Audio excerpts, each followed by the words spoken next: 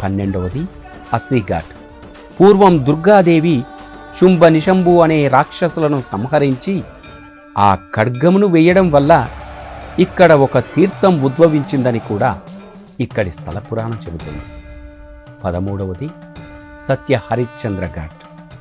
సర్వం పోగొట్టుకొని హరిశ్చంద్రుడు ఇక్కడ శవదహనం కూలీగా పనిచేసి దైవ పరీక్షలో నెగ్గి తన రాజ్యాన్ని పొందినాడు ఈ హరిశ్చంద్ర ఘాట్ వద్ద.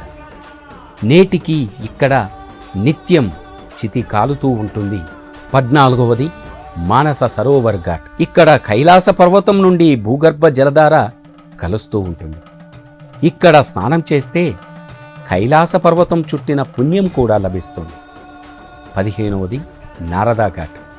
నారదుడు లింగం స్థాపించాడు కాబట్టి నారదా ఘాట్గా పిలుచుకుంటారు. 16వది చౌతస్సీ ఘాట్.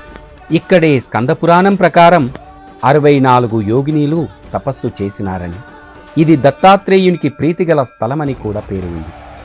ఇక్కడ భక్తులు స్నానం చేస్తే పాపాలన్నీ తొలగిపోయి 64 యోగినుల శక్తులు ప్రాప్తిస్తాయి.